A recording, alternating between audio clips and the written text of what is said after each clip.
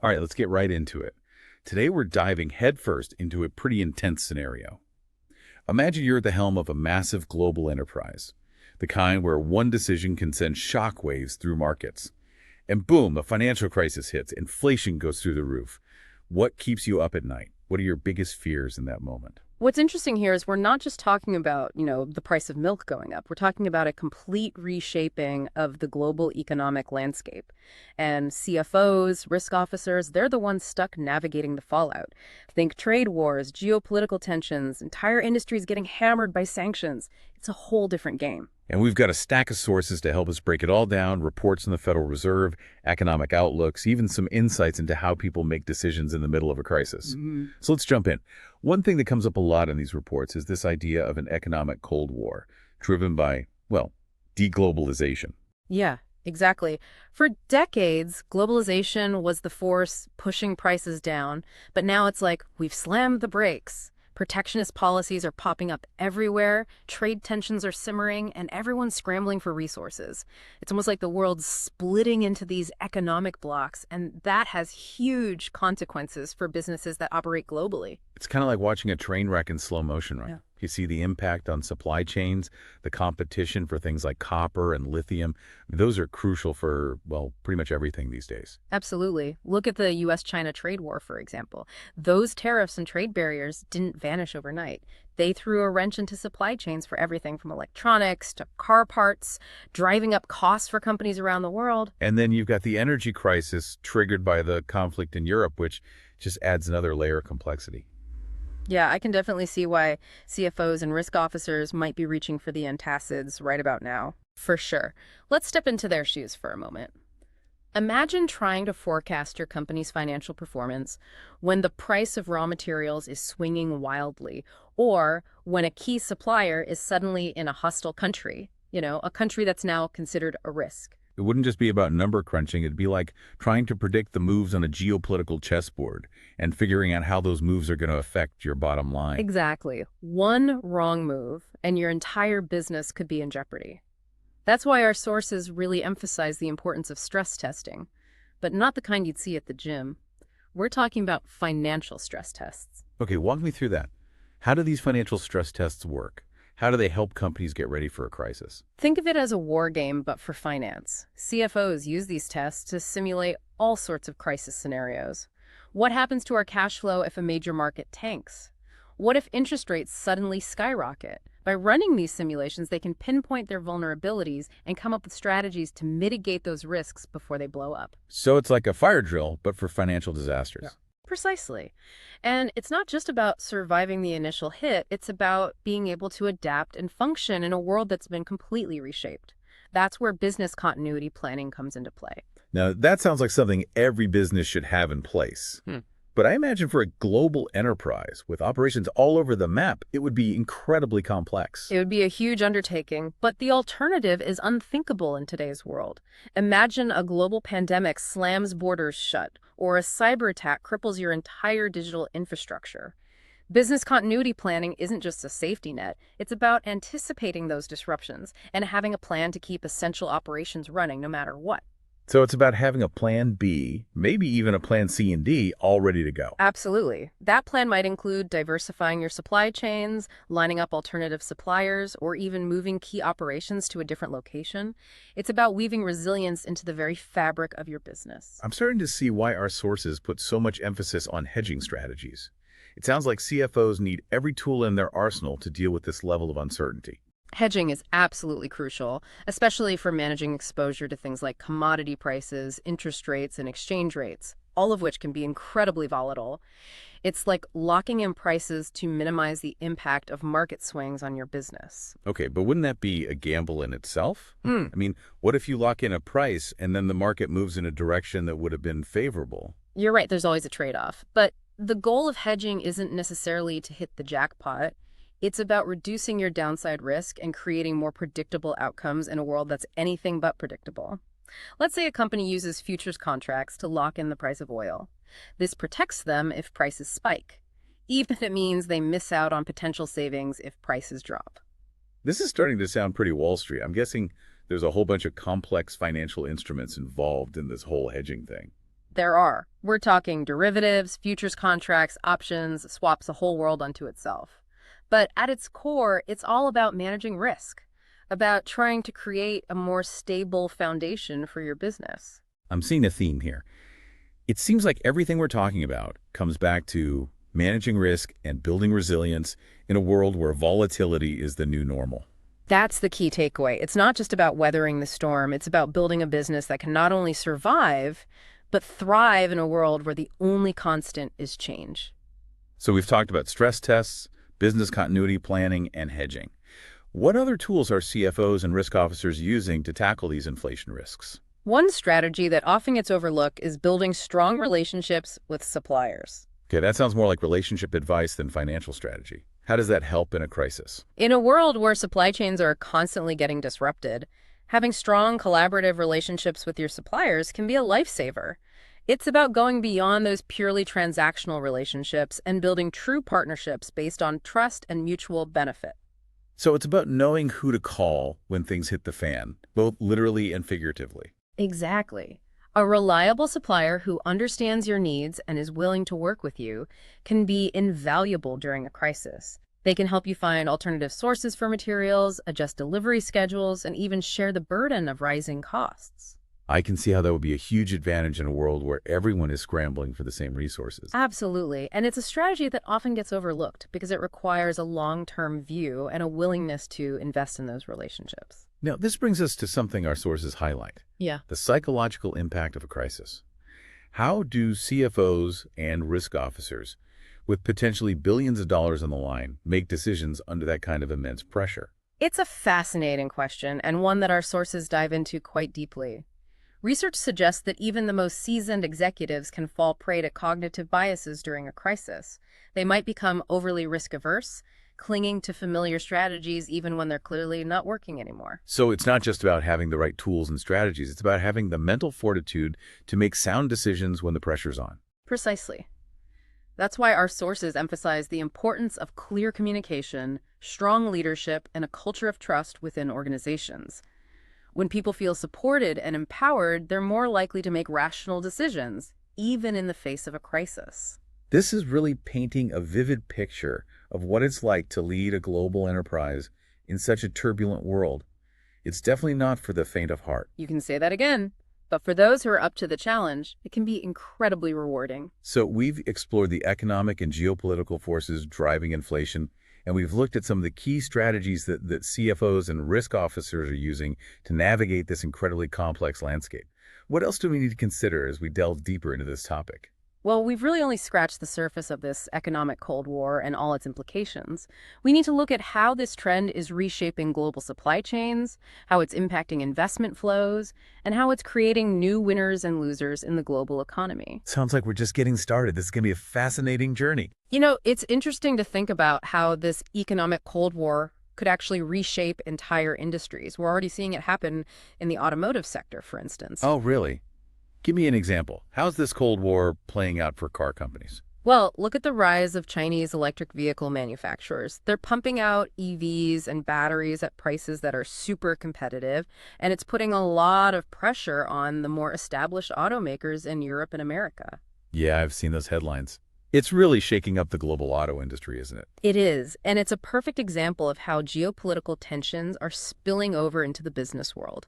Now you've got some European countries responding with protectionist measures, trying to shield their domestic industries, but that could actually backfire. It might just fragment the global auto market even more and end up driving prices even higher. It's like they're walking a tightrope, right?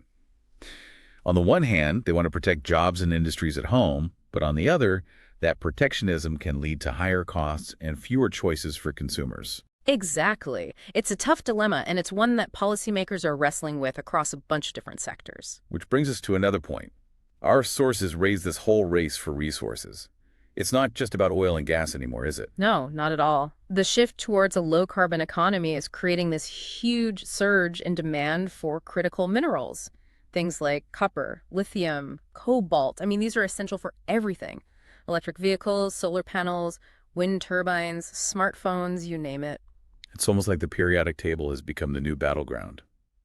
You could say that. And with demand skyrocketing, you're seeing this intense competition between countries and companies all trying to secure access to these I resources. bet that creates some pretty interesting geopolitical dynamics. Oh, absolutely. We're seeing countries forging new alliances and partnerships. And it's not about ideology anymore. It's about who has access to these critical minerals. And all of this is happening against a backdrop of what's being called resource nationalism, with countries wanting to exert more control over their own resources. So it's not just about simple economics, supply and demand. It's about geopolitics, national security, the whole nine yards. Exactly. And this has some major implications for businesses that operate globally. They need to be aware of these shifting dynamics and come up with strategies to make sure they have access to the resources they need to function. It sounds like CFOs and risk officers need to become experts in geopolitics as well as finance these days. They do. They need to understand the political and economic risks associated with different countries and regions, and they need to be able to anticipate how geopolitical events could impact their business. And this takes us right back to the importance of scenario planning. It's not just about crunching numbers, it's about imagining different possible futures and figuring out how to navigate those scenarios. Exactly. Let's say you have a company that relies heavily on copper. They might develop different scenarios exploring what would happen if, let's say, a major copper producing country suddenly experiences political instability or decides to impose export restrictions. Okay, so they run these what-if scenarios, but what then? What can they actually do to mitigate those risks? Well, for one, they might diversify their sourcing, look for alternative suppliers in more stable regions. They could invest in research and development to find substitutes for those critical materials. Or they might even consider stockpiling those materials as a buffer against potential disruptions. It sounds like a pretty complex chess game with a lot of moving pieces. It is. And the stakes are incredibly high. The decisions that CFOs and risk officers are making today could very well determine the fate of their companies years down the line. I want to circle back to something you mentioned earlier about the psychological impact of a crisis. Our sources talk about how cognitive biases can cloud judgment, even for leaders with tons of experience. How can CFOs and risk officers guard against those biases? That's a really important question. One of the keys is to create a culture of open communication where you encourage diverse perspectives within the organization. Okay, but how does that help with cognitive biases? Well, cognitive biases often come from our own individual experiences and perspectives, right? So by bringing together people from different backgrounds with different experiences and different ways of thinking, you can start to challenge assumptions, identify those blind spots, and ultimately make more balanced decisions. It's like having a built-in devil's advocate, someone to constantly push back on your thinking. Exactly. Another strategy is to establish clear decision-making processes, clear protocols that are designed to minimize the influence of those biases. So it's about having a system in place to guide decision-making instead of just relying on gut instinct alone. Right. When you have clear processes and protocols, it helps ensure that decisions are being made based on objective data and analysis, rather than just emotional reactions or personal biases. It's fascinating to see how this human element intersects with these complex financial and geopolitical challenges. It is. It highlights the fact that managing risk isn't just about spreadsheets and algorithms. It's also about understanding human behavior and creating an organizational culture that supports sound decision-making. Our sources also touch on the importance of leadership during a crisis. It's not just about making the right calls, it's about communicating those decisions effectively and inspiring confidence in your team. Absolutely. During a crisis, people look to their leaders for guidance, for reassurance. A leader who remains calm, who's confident and transparent, can really help steady the ship, help navigate the organization through those rough waters. It's about projecting this aura of competence, of control, even when you're facing a challenge that seems insurmountable. You got it. And it's also about being honest and transparent about the challenges you're facing. People can sense when their leaders are trying to sugarcoat things, and that can really erode trust. So it's about being realistic, but also optimistic, acknowledging the difficulties, but also conveying this sense of hope, this belief that the organization can overcome those challenges. Exactly. And that's where the human element of leadership really comes in. It's about connecting with people on an emotional level, inspiring them to work together, and reminding them that they're not alone in facing these challenges. And this brings us to another point our sources emphasize, the importance of building a resilient organizational culture. It's not just about having the right strategies and processes in place. It's about having a workforce that's adaptable, resourceful, and able to bounce back from setbacks. That's right. A resilient organizational culture has a few key characteristics. One is a willingness to embrace change and adapt to new circumstances. Okay, but how do you create that kind of culture? It's not like you can just flip a switch and suddenly everyone's on board with change. It's a process. It takes deliberate effort and commitment from leadership. And it starts with creating a culture of open communication where people feel comfortable sharing their ideas and concerns. It also means empowering employees to take ownership of their work, to make decisions without being afraid of failure. So it's about fostering an environment where it's okay to experiment, to take risks, and to learn from those mistakes. Exactly. Another key ingredient of a resilient culture is a strong sense of community and collaboration. Why is it so important? Well, when people feel connected to their colleagues and they share a sense of purpose, they're more likely to support each other when times get tough. They're also more likely to be innovative and come up with creative solutions to problems. So it's about creating this feeling of we're all in this together rather than every man for himself. Precisely. And that's something that leaders can really foster through their words, their actions, and even the way they structure the organization. All of this makes a lot of sense, but I'm wondering, how practical is it to build this kind of resilient culture in a global enterprise, one with operations spread across different countries and continents? How do you create that sense of community, that shared purpose, when everyone's scattered all over the world? That's a great question. It's something that a lot of global companies are struggling with right now. Technology can play a role, of course, by providing platforms for communication and collaboration across geographical boundaries. But it's also really important to create opportunities for face-to-face interaction, whether it's through things like virtual meetings, conferences, or even team-building events. So it's about striking a balance between leveraging technology and really fostering that human connection. Exactly. And it's also about recognizing that different cultures might have different values and norms around communication, collaboration, and leadership. That adds another layer of complexity to the equation. It does, but it's a complexity that global businesses have to embrace if they want to build truly resilient organizations. Our sources also mention the importance of diversity and inclusion in building resilience. I'm curious to hear more about that. Well, diversity and inclusion are crucial for a few reasons. First, like we talked about earlier, diversity of thought helps challenge assumptions and can help mitigate those cognitive biases. When you have people from different backgrounds with different experiences, different perspectives all around the table, you're more likely to make sound decisions. It's almost like having a built-in risk assessment team. In a way, yeah. Second, diversity can help organizations understand and respond better to the needs of a global customer base. Right. That makes sense. If your workforce reflects the diversity of your customers, you're going to be better equipped to serve them effectively. Exactly. And third, diversity and inclusion can foster a sense of belonging and purpose, which are really essential for building that resilient organizational culture we've been talking about. When people feel valued and respected for who they are, they're more likely to be engaged and committed to the organization's success. This leads us to another important aspect of managing risk in a global enterprise: the legal and regulatory landscape. It seems like businesses are facing this increasingly complex web of regulations and compliance requirements, which can be a real minefield to navigate. Absolutely. The regulatory landscape is becoming more and more complex, especially for global businesses operating in multiple jurisdictions. And this complexity is only amplified by the economic Cold War and the rise of all these protectionist policies. Okay, give me an example. How is this playing out in the real world? Well, take data privacy, for instance. The European Union has those strict regulations on data protection, the GDPR.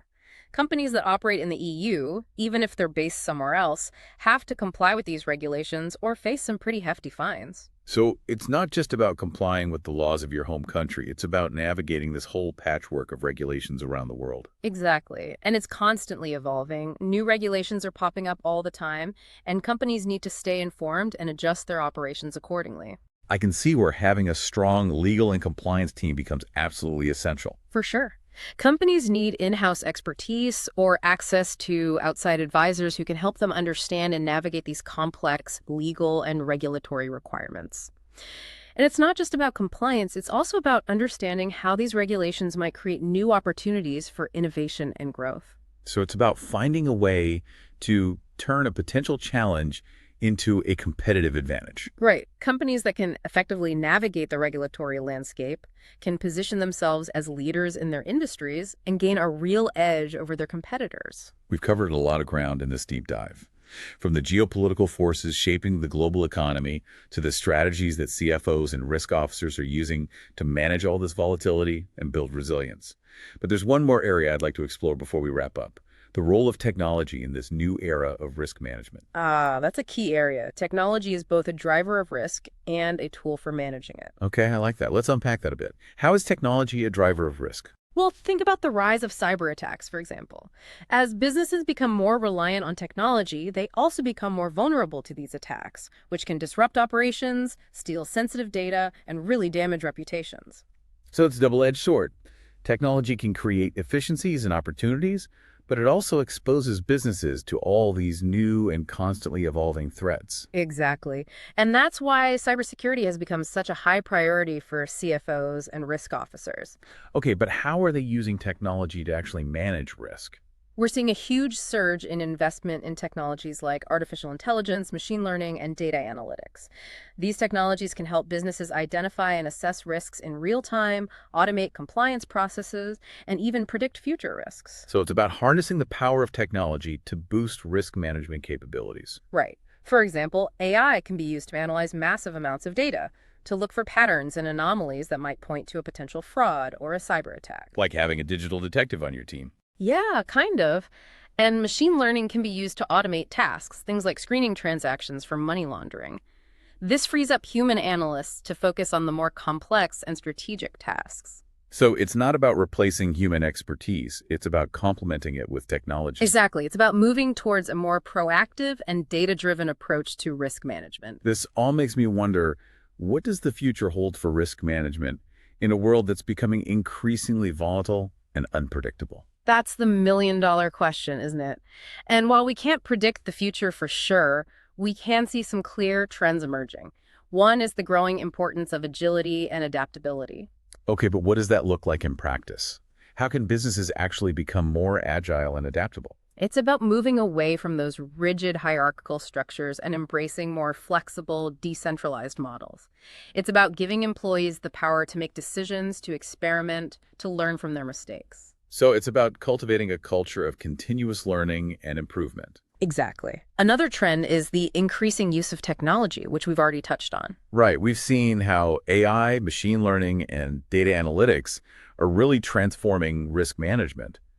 Are there other technological advancements on the horizon that you're keeping an eye on? Well, one that's generating a lot of buzz is blockchain technology. Blockchain has the potential to revolutionize so many aspects of business, including supply chain management, financial transactions, and data security. Okay, I've heard a lot about blockchain, but I'm still not entirely sure what it is or how it works. Imagine a digital ledger that's spread across a network of computers. This ledger is used to record transactions in a secure and transparent way, making it almost impossible to tamper with the data. So it's like a digital vault for information. You could say that. Yeah. And because it's distributed, it's also extremely resilient. Yeah. There's no single point of failure that could take down the entire system. I can see how that would be appealing in a world where cyber attacks are becoming more and more common. Exactly. Blockchain has the potential to really transform risk management by creating these more secure, more transparent, more efficient systems for managing data, transactions, and supply chains. It sounds like blockchain could be a real game changer. It has the potential to be, but it's still early days, and there are a lot of challenges to overcome before it sees widespread adoption. We'll definitely be keeping an eye on those developments. It's clear that technology is playing a bigger and bigger role in shaping the future of risk management. It is, and it's an exciting time to be in this field. The challenges are huge, but so are the opportunities. This brings us to the end of our deep dive into inflation and its impact on global enterprises. So we've talked about how CFOs and risk officers can use all these different tools to fight inflation. Stress tests, hedging, even building those closer relationships with their suppliers. But what about the bigger picture? Our sources seem to suggest this economic Cold War could have a pretty long-lasting impact on global growth. That's definitely a major concern. The interconnectedness that fueled decades of globalization, it's starting to unravel. We're seeing a shift towards regionalization, where countries are putting their own economic interests first, forming these new alliances based on those interests. So instead of a globalized world, we're heading towards a more fragmented one. And that has potential consequences for everything. Trade, investment, the whole works. Yeah, exactly. And that fragmentation could create all sorts of new barriers to trade, disrupting supply chains and making it harder for businesses to operate across borders. It could also lead to a decline in foreign direct investment because companies become more hesitant to invest in countries that are seen as politically or economically unstable. It sounds like this could be a recipe for slower economic growth, not just in certain regions, but globally. It's definitely a possibility, and it's something that policymakers need to keep in mind as they try to navigate these really complex geopolitical and economic challenges. Our sources also bring up the challenge of rising interest rates. They're often a central bank's main weapon against inflation, right? But couldn't higher interest rates actually make things worse for businesses, especially those carrying a lot of debt? That's the balancing act central banks are always trying to pull off. Higher interest rates definitely make it more expensive for businesses to borrow money, which can slow down investment and growth. They can also make it harder for people to make those big purchases, like buying a house or a car, which further dampens economic activity. So it's a bit of a catch-22. Raising interest rates can help control inflation, but it can also put the brakes on economic growth. Right. And finding the right balance is really tricky, especially in a world where there are so many other factors in play, like those geopolitical tensions and supply chain disruptions we talked about. I'm also thinking about the social and political consequences of all of this. We've seen throughout history that when times get tough economically, it can lead to social unrest and political instability. Could we be heading towards a period of greater global instability as a result of all these economic challenges? It's certainly a risk that policymakers and leaders need to be aware of. When people are struggling to make ends meet, when they feel like the system is rigged against them, it can create the perfect conditions for populism, nationalism, even extremism. It's a reminder that economics isn't just about numbers. It's about people's lives, their sense of well-being. Exactly. And that's why it's so crucial for leaders to communicate clearly with the public, to be upfront about the challenges ahead, and to put policies in place that offer support to those who need it most. So we've painted a pretty sobering picture of the challenges facing global enterprises in this era of inflation and geopolitical uncertainty. But are there any silver linings? Are there any opportunities for businesses to actually thrive in this new world? Oh, absolutely. Times of change and disruption often create opportunities for those who are willing to adapt and innovate. Okay, I like that. Give me an example. Where do you see those opportunities emerging? Well, one area is the transition to a low-carbon economy. As the world moves away from fossil fuels and towards those renewable energy sources, it's going to create a massive demand for new technologies, products, and services. Businesses that are ready to capitalize on that trend could see some significant growth. So it's about turning a global challenge into a business opportunity. Exactly. Another area of opportunity is the rise of the digital economy. The pandemic really accelerated the shift towards digital technologies and online platforms, and that trend is likely to continue. Businesses that can leverage those digital technologies to improve their operations, reach new customers, and create new products and services, they're going to be in a good position to succeed. It's about embracing that digital transformation and using it to your advantage. Right. And finally, I think there's a real opportunity for businesses to take a more active role in shaping the future. What do you mean by that? I think businesses have a responsibility to be good corporate citizens, to operate ethically and sustainably, to work with governments and other stakeholders to tackle those big global challenges. So it's about moving beyond just maximizing profits and embracing a more holistic view of business success. Exactly. I think we're seeing consumers increasingly demand that businesses align their values with their actions. And I think the businesses that step up and embrace this challenge, those are the ones that are going to thrive in the long run. This has been a truly fascinating and thought-provoking deep dive into the complexities of inflation and its impact on global enterprises. It's clear that we're living in a time of incredible change and uncertainty, but as you've pointed out, with challenge comes opportunity. Thanks for joining us on this journey. We hope this has given you a new perspective on the forces shaping the global economy and the strategies businesses can use to navigate these turbulent times. It's been my pleasure.